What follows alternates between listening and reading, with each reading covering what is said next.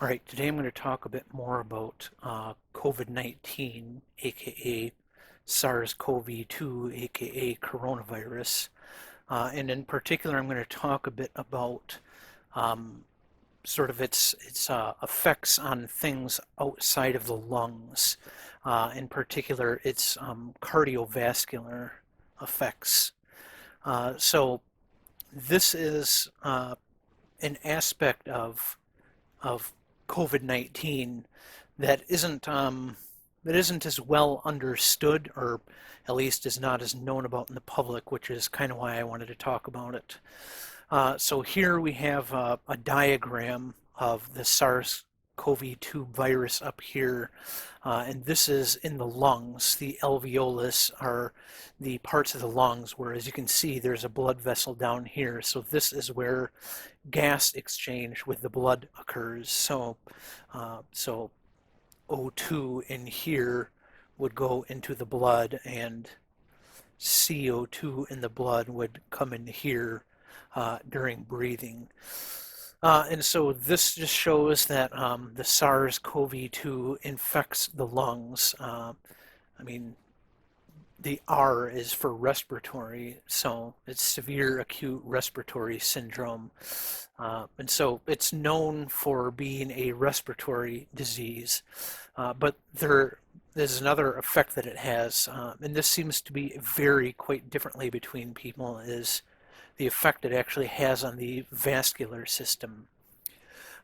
So just to review a little bit, and I went over this in my previous video about the SARS-CoV-2 vaccine, the mRNA vaccine that Pfizer has made.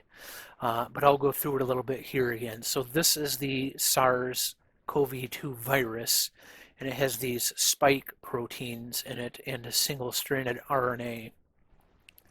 And so this is the structure of the spike protein, and this is the structure of what's called the ACE2 protein, which is a membrane-bound protein on the outside of human cells. And this is called the Angiotensin-Converting enzyme 2. And so the SARS-CoV-2 actually binds to this ACE2, which we can see here.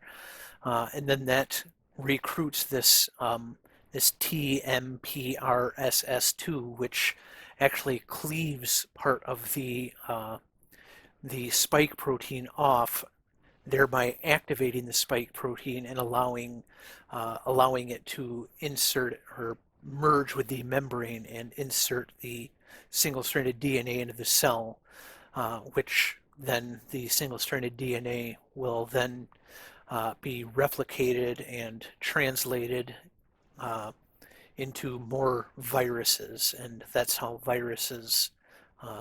they reproduce. So ACE2, as I said, is found in the lungs, but it's also found in a lot of other places. So we see here that it's found in the upper airway, the lungs, as I said, but it's also found in the vasculature and in the heart.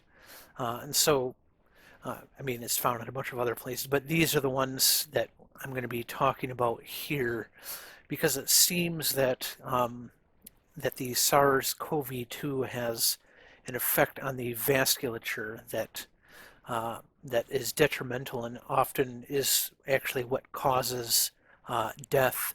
And I've read papers, and there's a bunch of them linked to in the description down below, that showed that people who have had the vascular effects of SARS-CoV-2 are much more likely to die from the disease. And so that seems to be something that determines mortality in this disease. So we see here, just again, we have the ACE2 here, and the ACE2 bound to SARS-CoV-2 spike protein. So I didn't go over this in my previous video, but just to talk about what ACE2 actually is. So here we're actually talking about ACE1. And so ACE ACE is a angiotensin cleaving enzyme. I don't know if that's exactly what it stands for, but that's what it does. So there's this enzyme called renin that comes from the kidney that actually cleaves angiotensinogen, which is sort of a precursor protein to angiotensin 1. And then ACE cleaves it into angiotensin 2, which has all these various effects. The ones we are sort of interested in here is the vascular. So it results in vasoconstriction, which increases blood pressure. However, then we go to ACE2, and ACE2 actually takes that angiotensin 2, which was generated from the ACE protein, and cleaves that into angiotensin 1-7. And this actually has the exact opposite effect of angiotensin 2. So this is cleaving off a part of the protein. So we have our folded up protein here, and it's actually cleaving off part of it so that we end up with just sort of, I can't redraw it perfectly, but that, and then the part that is cleaved off, which will be degraded. This can also be degraded, but this can then go and bind to this MAS receptor and signal for vasodilation and vasoprotection, and so that actually reduces blood pressure. And so you may have heard of things like ACE inhibitors, and ACE inhibitors actually inhibit this enzyme right here, so that we never actually generate the angiotensin 2 and then start getting all these other effects that might be unwanted, particularly the vasoconstriction and increase in blood pressure. And so the ACE2 enzyme, I have the mechanism here of cleavage. And so it's a metalloenzyme that uses zinc. And this right here is a peptide bond that it's cleaving. I'm not going to go through the whole mechanism. That's not really that pertinent here. But you can find this. This, I believe, I got from Wikipedia, so you can just look that up if you're interested in that. And I put this here because the ACE2 also associates with this B0AT1, or I'm just going to call it BOAT1, which is an amino acid transporter. And I put that here. So this is for absorbing amino acids. So I put that here because the structure of ACE2 I have is ACE2, which is in yellow here, and the BOAT1 is here in cyan. So the only structure of the full ACE2 I could find has this BOAT structure on it.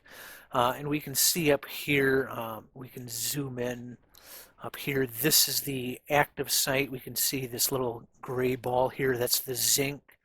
And these residues here are the residues involved in this mechanism here. But what I also wanted to show is I have here in gray, this is the spike protein from the SARS-CoV-2 virus.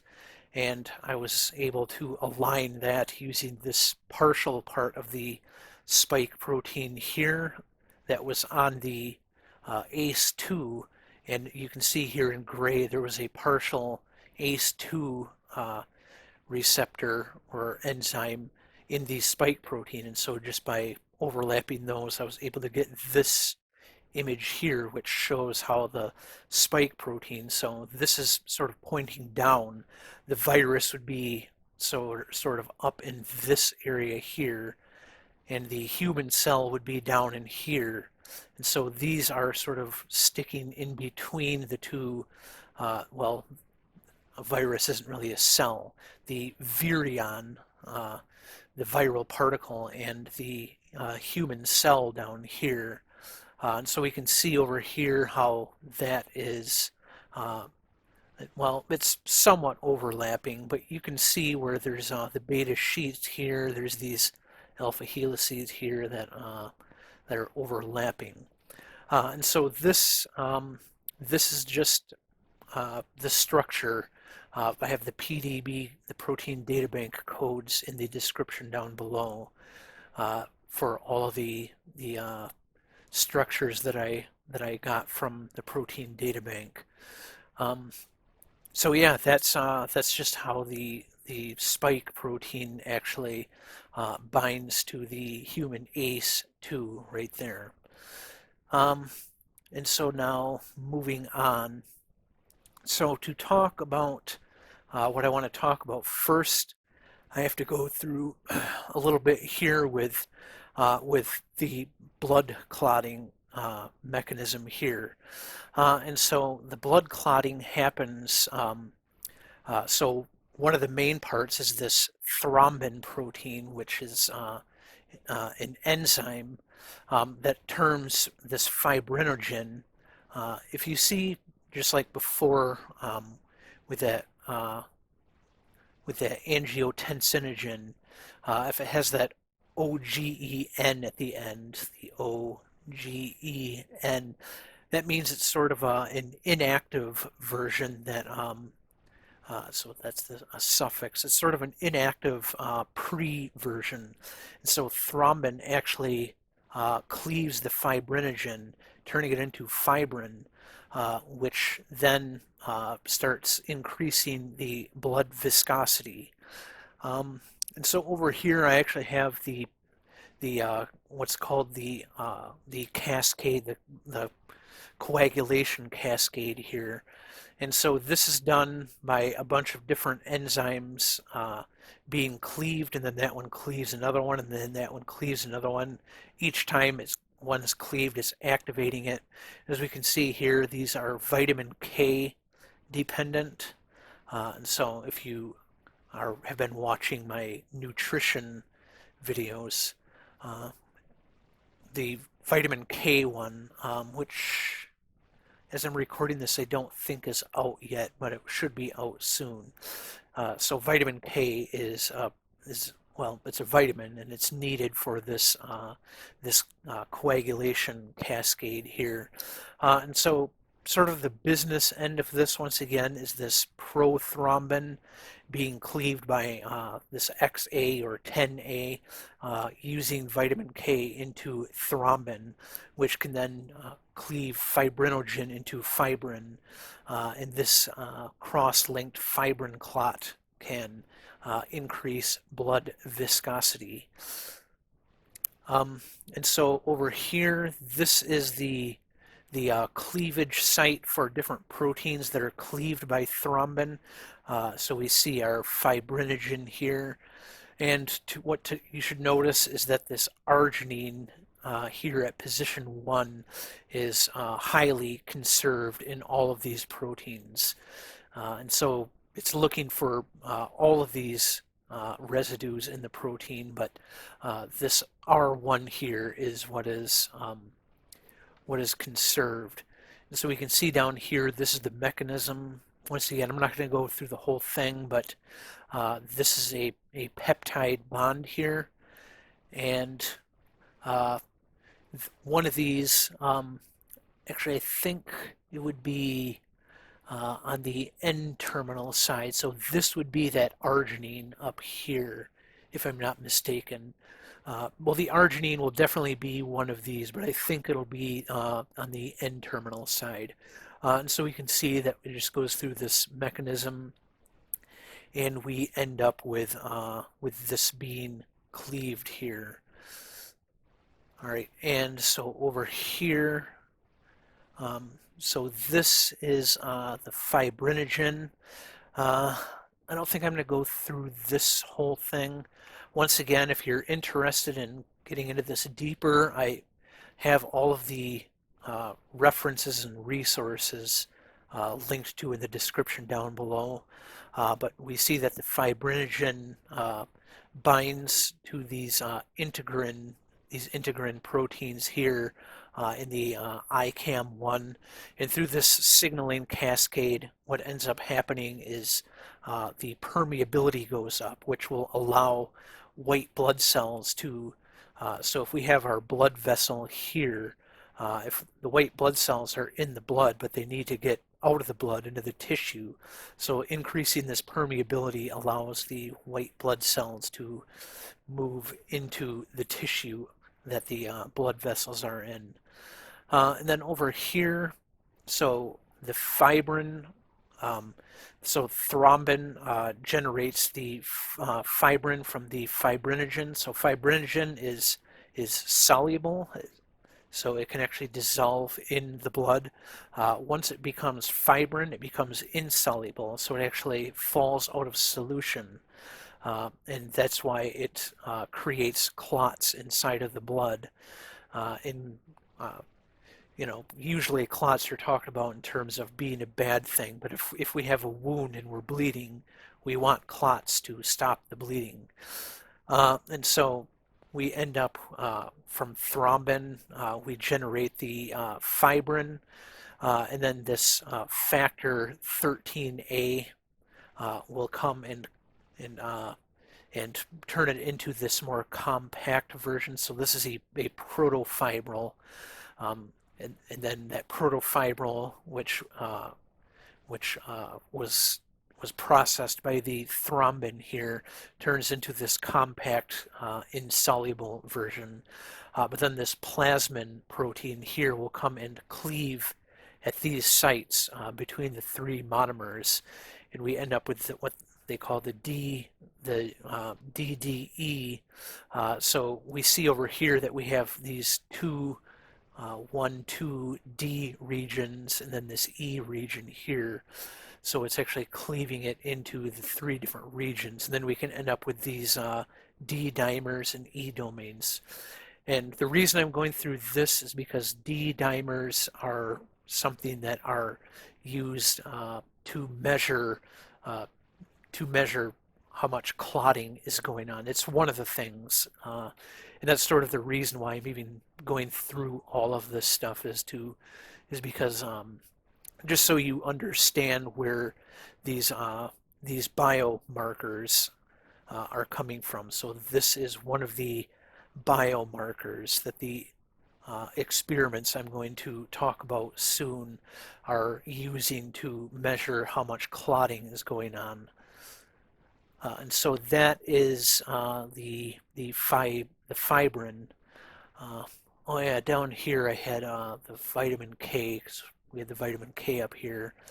So this vitamin K is actually adding this carboxyl group onto these proteins here, which allows it to bind to calcium, and so that can actually activates these proteins. So they are carboxylated at these vitamin K ones. I think I said they were cleaved earlier, but they are carboxylated on these glutamate residues, so they can bind calcium, which activates these proteins when calcium is bound, and so that oxidizes vitamin K into the epoxide form, but then we have this vitamin K epoxide reductase that turns it back into the vitamin K hydroquinone, which is the reduced version, so then it can continue to be used to carboxylate these enzymes up here. All right. And so down here, we'll talk about another one of the biomarkers, which is called the von Willebrand, or von Willebrand, I guess, would probably be the German way of pronouncing it. And so the von Willebrand is a signaling protein. And so we see here that we have the plasma von Willebrand factors here. And these cells here are the platelets. And so when the blood vessel is damaged, these von Willebrand factors activate. So we see here it's in this sort of compact form. Here it's in this this more elongated form. And so that can actually bind to these collagen fibers in the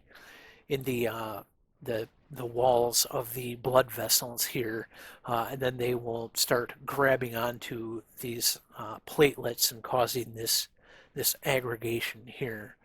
And so this is kind of showing the same thing. So the von Willebrand factors are produced here in the endoplasmic reticulum. The Golgi apparatus does some further some further modifications here. And then these Weibel-Palade or Weibel-Palade containing the von Willebrand factors go to the cell membrane and are let out into the bloodstream here. And then this is just showing once again this activity of the inactive von Willebrand factor here, and then when it's activated, it comes and binds to the subendothelial collagen here, and starts grabbing onto these receptors on the platelets and bringing the platelets down here onto the walls of the blood vessel. And so here we have this is the signaling cascade for the von Willebrand factors. I'm not going to go through the whole thing. Once again, if you're interested in it, you can look at some of the links in the description down below, or you can just Google things. So things like this GP1B or IB complex here, this is an important part of it. And then things like the inositol phosphate and the diacylglycerol and the AKT. These are all proteins that are used in just tons of different signaling pathways. So it ends up being very cell specific. So it's specific to the cell that these are being used in, and so this is happening in I think endothelial cells. But what I wanted to get to was this TXA, this thromboxane here, which I actually have here. So the thromboxane. So the thromboxane is one of these kind of these prostaglandins here, which you may know about, are involved in inflammation. And so these prostaglandins can be further turned into other things. So there's these various prostaglandins here, but there's also the thromboxane. And so that, as we see, goes to the platelets and macrophages, and this is involved in blood clotting, which, so up here we see diacylglycerol or phospholipid, this arachidonic acid, which is an omega-6 fatty acid, so omega-6 fatty acid. And we can see that this can turn into a bunch of other things like leukotrienes and these various prostaglandins, which are all involved in immune response. But then we can see down here we get this thromboxane, this TXA2 in the platelets, and this is the structure of the thromboxane here. And over here is just the various ways that these things like the prostaglandins actually function in the platelets here, and so we see that thromboxane A binds to this thromboxane binding protein, this receptor here. There is this signal cascade, But one of the things that we see happen is that these membrane glycophospholipids, which would be things like the diacylglycerol, is then cleaved into the arachidonic acid. The COX-1 turns it into these prostaglandins, which then can come out or be further processed into thromboxane, and then come out here and signal for more. And this will recruit these platelets towards a wound in order that they can try to clot the blood and stop the bleeding at the wound. But that's all mostly just to talk about the von Willebrand factor here, which is going to be another one of our biomarkers. These are two more of our biomarkers. So the p-selectin, which as we see down here, is a type of receptor that helps recruit leukocytes, which are a type of white blood cell. So white blood cell. And over here are CD40 and CD40 ligand. So this is another one of our biomarkers that the experiments were looking at. And so this is helping communication we see here between the helper T cell and the helper B, or the helper T cell and the B cell. So helper T cell is also known as CD4 plus T cells. These are called helpers because what they do is they signal what type of infection it is, whether it's something that's viral or bacterial or fungal or other things like that. So this sort of tells cells like the B cell this is a viral infection, and so what that results in what's called immunoglobulin class switching. And so the immunoglobulins, the antibodies that these B cells produce, will actually be changed so that they are targeted toward viral particles rather than wasting a lot of energy and resources producing antibodies that go after bacteria or fungus or parasites or tumor cells or other things like that. So we see here, this is the p-selectin right here, and we see that, so this is the platelet up here, and this is the neutrophil cytoplasm here, so this is the area between them. And we see that it has this inactive alpha M beta 2, the p-selectin, so the neutrophil binds to this p-selectin, which then activates this protein here, which then activates the alpha M beta 2. Then this alpha M beta 2 protein here has enhanced affinity, and then this can grab onto things like fibrinogen and things like that, which we talked about earlier. And so this is just another depiction of what I was talking about. So we see here that this is inside the blood here. Our neutrophil here comes and starts. It's actually doing what's called neutrophil rolling. So it's basically just slowing down until it finally comes to a stop.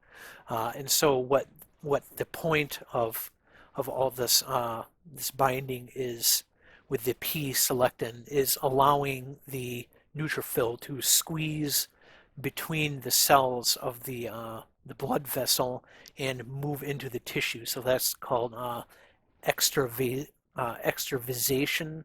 So this is extravasated neutrophil. So this has moved into the tissue where it can then fight infection there in the tissue.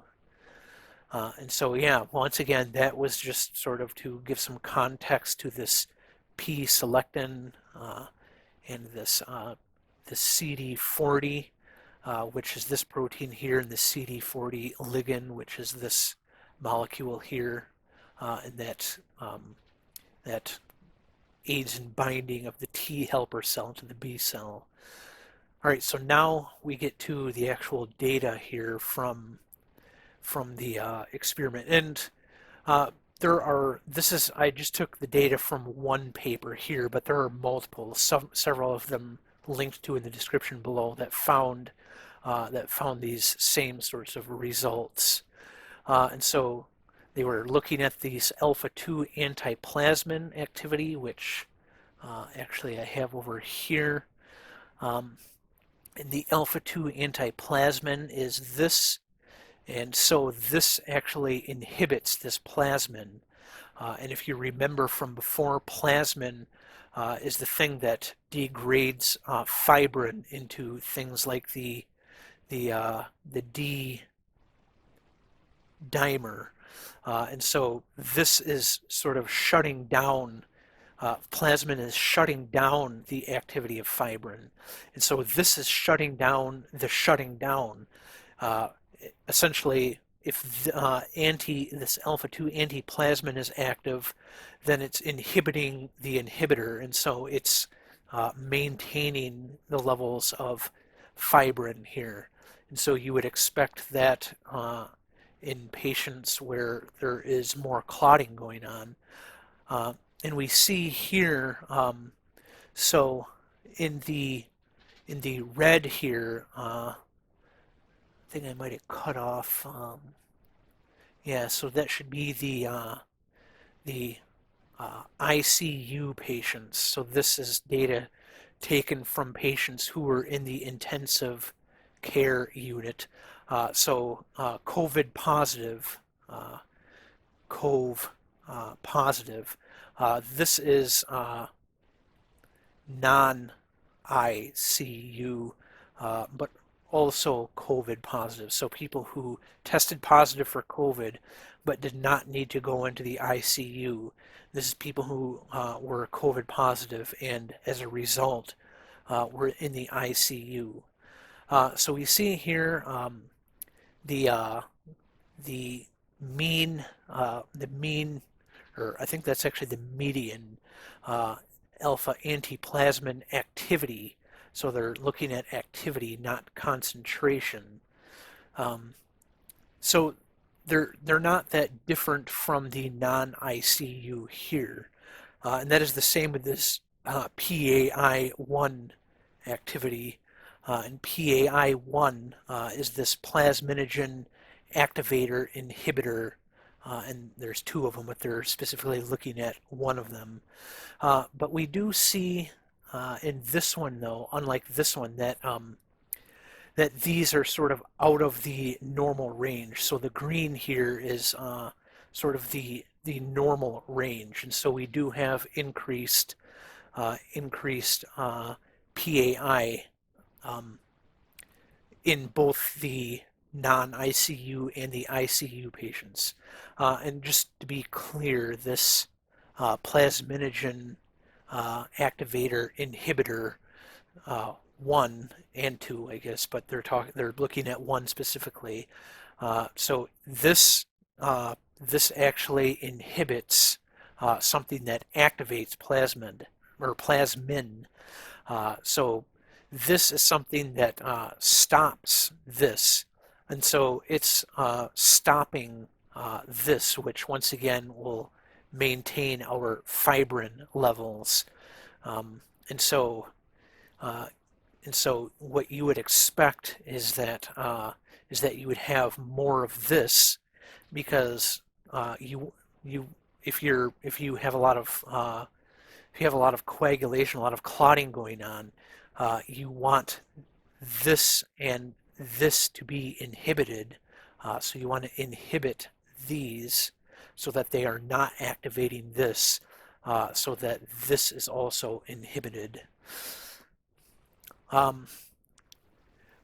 it looks like there's not really much difference in the median values for people in the non-ICU and ICU for both of those.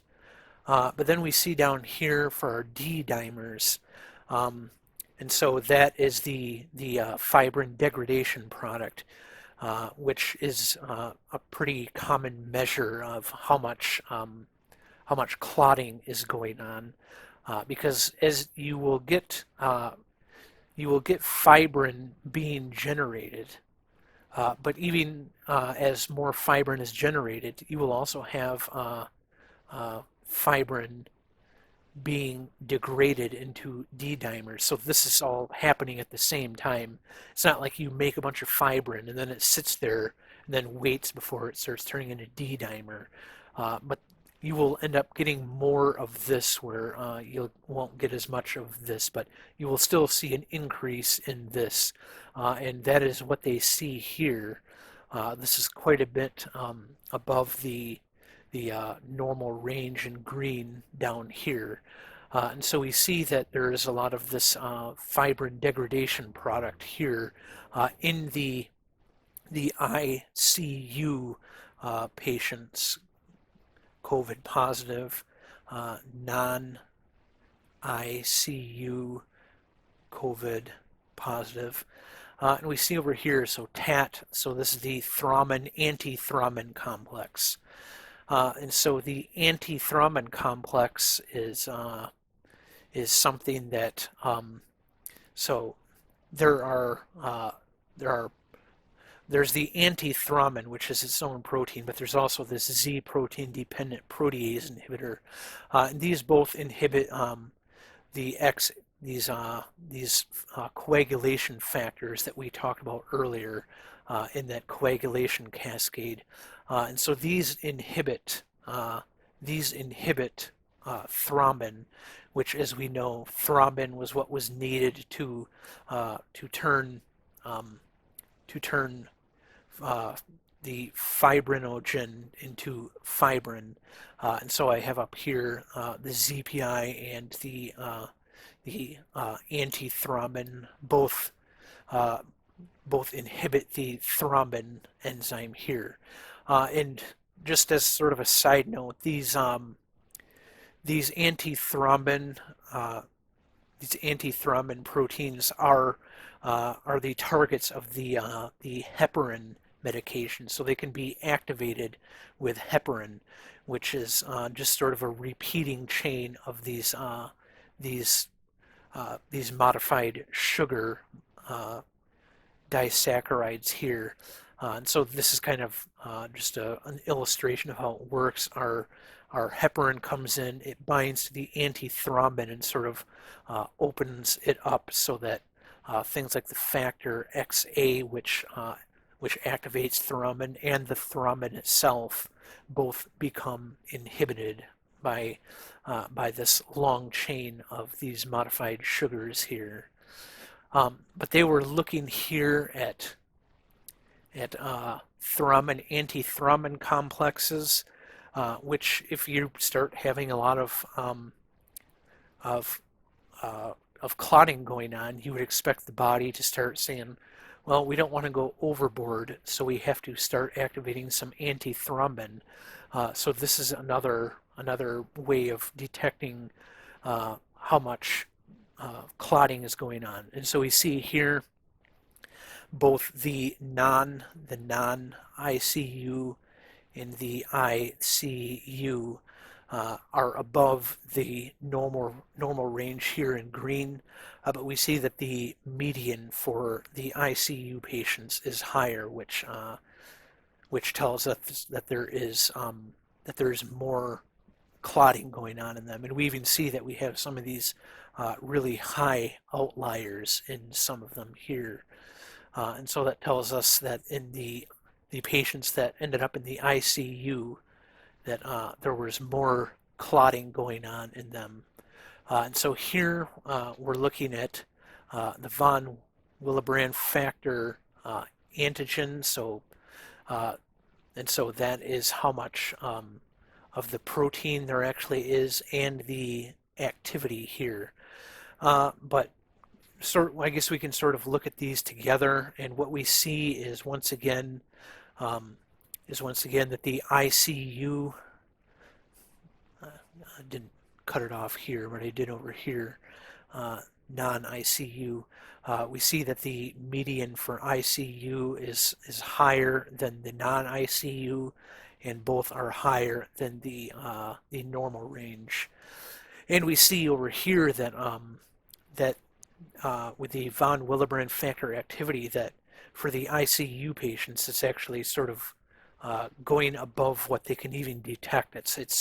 It's too much for them to even detect, and so they just ended up with all of their red spots up here on that limit of detection line. And so down here, so factor 8 is just one of the factors in the coagulation cascade. Same thing, our non-ICU, the median is lower than in the ICU. Both are above normal range. And so over here, we're looking at thrombomodulin, which I have a little illustration here, is just something that associates here with the thrombin, which, as we talked about before, is what turns the fibrinogen into fibrin and activates these other factors for clot formation. And so over here, we have our normal range here and our non-ICU, so those are not that much further apart. And then over here, our median is a bit higher in the ICU, and we even have some of these outliers here. So there's a lot more of that thrombomodulin, which is an indicator of thrombin. And so down here we have our P-selectin, and the story here is kind of the same. Normal range is here, our non-ICU, so non-ICU and ICU. So the non-ICU is not that much higher than normal. Then our ICU, once again, we have much higher with even some outliers here. And so this was that CD40 ligand that we talked about earlier, which was the way that helper T cells communicated with B cells. So there doesn't seem to be that much difference here, so this is normal. The median for our non-ICU is actually higher than our ICU, but we also see here that we have quite a few more in this upper range for the ICU as well. So I guess the takeaway message is, it seems like in most of these, the ICU patients had more clotting going on. And so this I found in one of the papers, so they wanted it to look like a roller coaster. They were calling it the roller coaster of COVID-19. But anyway, what I thought was interesting is, so we see here that that our fibrin and our von Willebrand factor and our P selection are all going up here at the beginning. But then we see over here that our fibrin and our von Willebrand factor starts going down later on. Our P-selectin and our D-dimer are actually still going up. But what I also thought was interesting, so I just kind of typed it in here. When you have all this increased clotting, so as the disease progresses, we have all this increased clotting.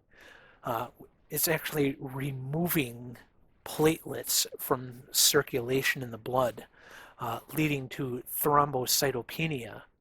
And so this can actually result in bleeding. And this is interesting because you think, well, if we have all this extra clotting going on, then our blood would end up being thick and we wouldn't have any bleeding going on. But what can happen is during all this process, you can end up getting a bunch of sort of big clot balls in your in your blood. So we have our bloodstream here, but now out here in the rest of the blood, the platelet count is actually down because they're all in these clots here.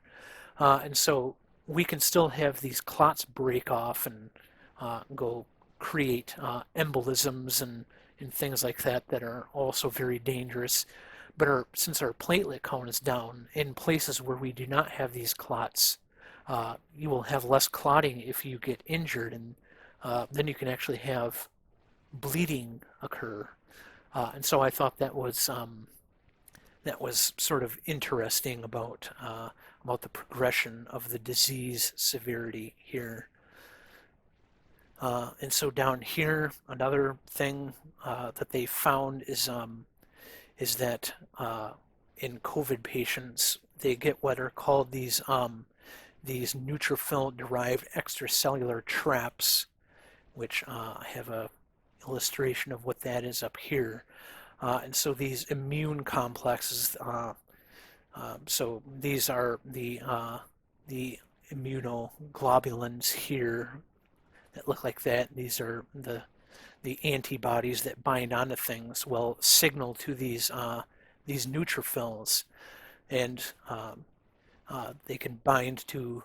So this would be an autoimmune. This over here is if bacteria or perhaps virus could bind to things like these toll-like receptors and stuff like that. And then what actually it does is these neutrophils sort of just vomit their guts out into the bloodstream here, or it's actually I think it can happen in tissue as well.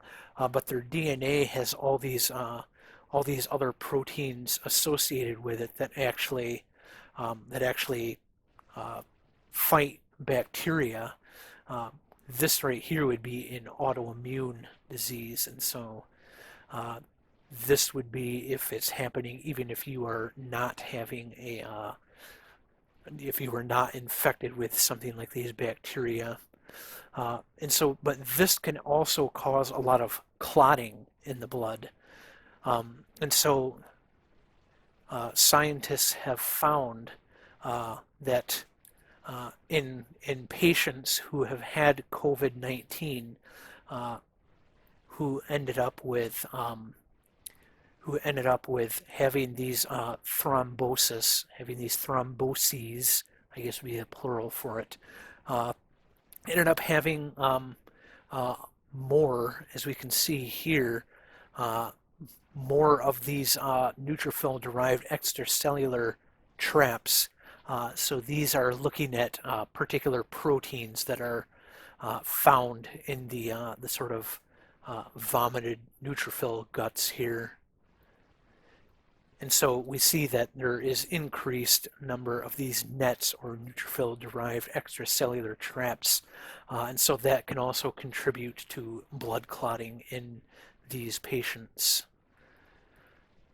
Down here, I just wanted to talk about, so one of the things that is sort of tossed around a bit, but maybe not well understood by the general public, is how things like cardiometabolic disease, so I mean essentially being fat, that's why they show a fat guy here, can lead to increased risk of all these blood clotting disorders, and so these DAMPs and PAMPs, or DAMPs and PAMPs, which come from both. I think the DAMPs, if I'm not mistaken, come from other cells, and the PAMPs actually come from our own cells. For instance, infected cells or tumor cells. But anyway, this results in this NLRP3 inflammasome activation. So this complex here.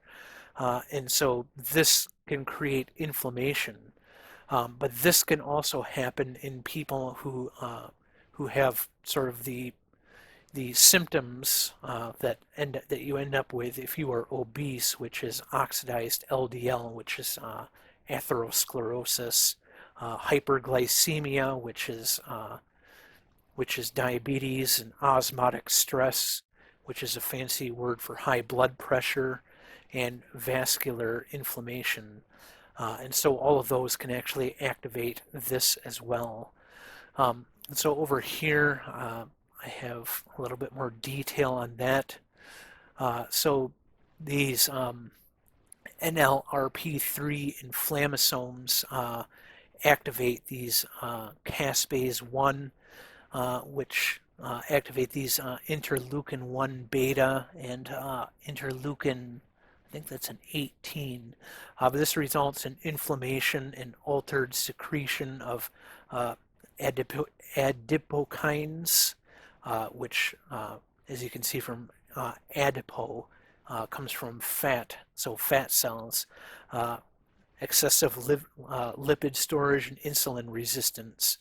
And so I wrote up here, actually I copied this from one of the papers in the description down below. Adipose tissue macrophages exhibit plasticity, changing their phenotype and functions in response to both the surrounding microenvironment and external stimuli. The ATM, or adipose tissue macrophages, in healthy fat deposits, so people who are not fat or obese, in healthy fat deposits generally exhibit a dominant M2 phenotype, but during obesity, polarization toward a pro-inflammatory M1 macrophage profile has been evidenced. And so yeah, that's this. So in people who are obese or who have these sort of vascular diseases like atherosclerosis or high blood pressure or diabetes and things like that, are at increased risk of having these blood clot events, having this coagulation that I've been talking about occur. And so that is the reason why people who are at higher risk are people who have these cardiometabolic diseases. And so this results more from the effect of COVID-19 on the vascular system as opposed to the respiratory system. I mean, it's kind of hard to separate those two. It's sort of a human manufactured separation to say, well, this is all, happening in isolation, and this is happening in a different isolation because these are two different systems. But as we can see here, there's a lot of crossover, and so it's kind of hard to say that one thing happens because of the respiratory system and the other thing happens because of the cardiovascular system. They're both very intertwined. So kind of to go over this again, so we see here our platelets and our neutrophil, our nets here, and our fibrin and everything sort of coming together in these clots occurring in the blood vessel here. We see our neutrophil here doing its extravasation, moving out of the vein. That's why it's called extra, out, and vasation. Vein, vase, like vasodilator. So they're etymologically similar, is what I'm trying to say. And so this moves out here into the tissue. We see this neutrophil here and these TFs, which are basically how these cells sort of tell that they are touching something that is part of their own body here. Yeah, and so anyway, that's what I wanted to talk about, is these experiments here that show that the SARS-CoV-2 virus, the COVID-19 virus, coronavirus, whatever you want to call it, has these cardiovascular effects as well as the well-known respiratory effects. And so Another thing that a lot of the papers talk about is that these cardiovascular effects could end up being long-term effects. And so it's possible that even in people who got coronavirus and get the didn't get it that severe, could still end up with some kind of long-term cardiovascular effects. And so it might it might cause you in the future uh, to be more susceptible to things like thrombosis and embolisms and atherosclerosis and things like that. And so this isn't just something to worry about for people who get it severely, but it could also just be something to watch out for, even if you got COVID-19 and it was not that severe. But anyway, I think I've rambled on long enough. I hope you found this video to be at least somewhat enlightening, and I will see you in the next video.